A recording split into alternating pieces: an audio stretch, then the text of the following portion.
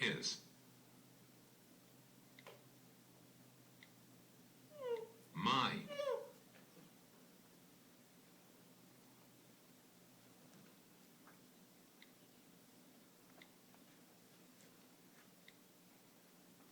Purpose.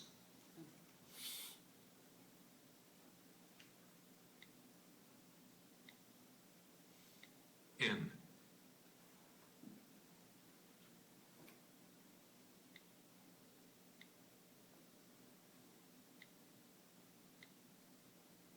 Life.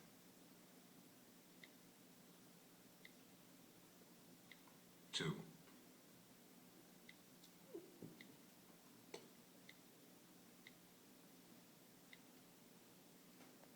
Remind.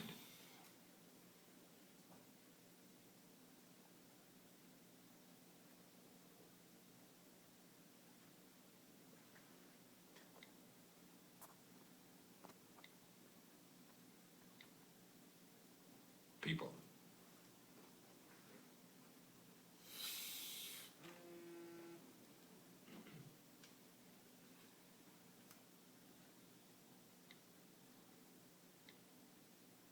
Of.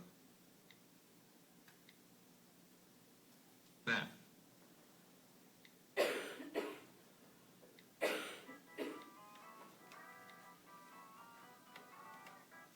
And.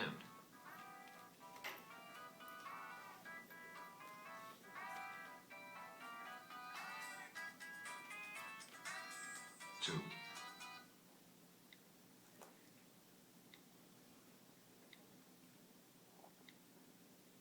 Find.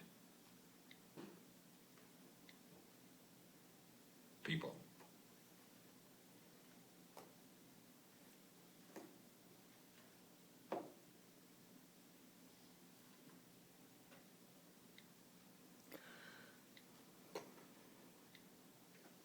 Who?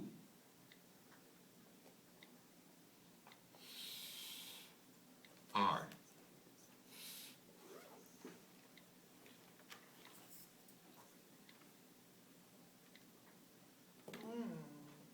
Still.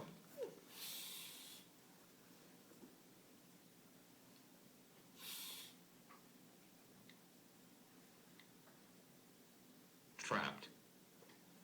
I think that is my purpose in life, to remind people of that and to find people who are still trapped.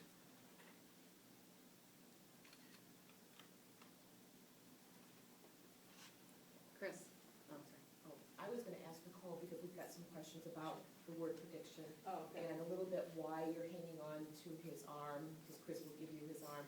If you could explain that to the Yeah. group. Sure.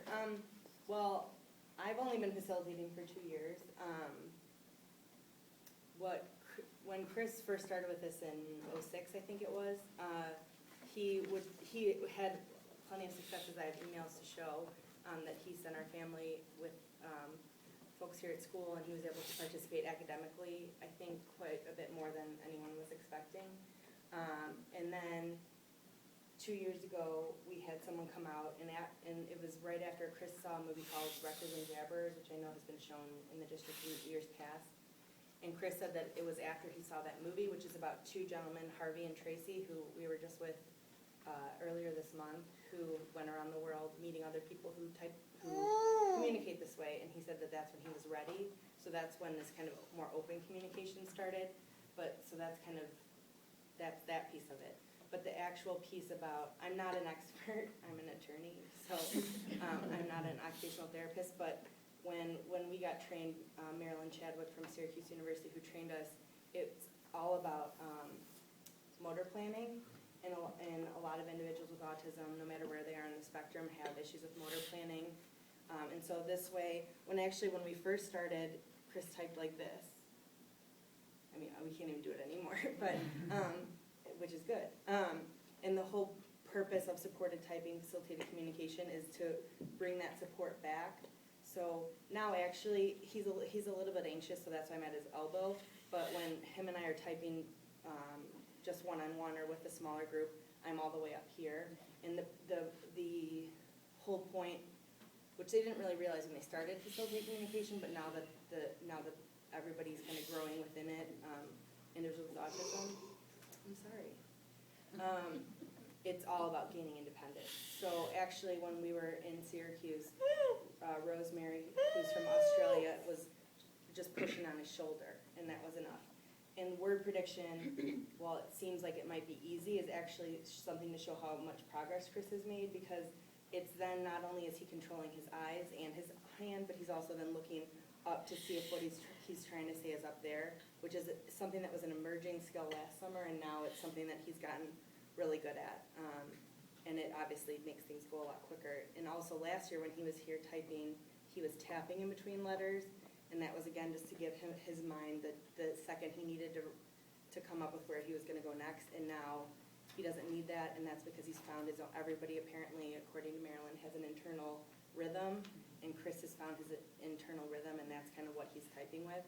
And sometimes when he's flustered, it's harder to find that, but that's when he's the most effective. But if there's any more questions about that, I'm happy to answer them. And he said he started on a big keyboard. Yeah, and actually this, we just started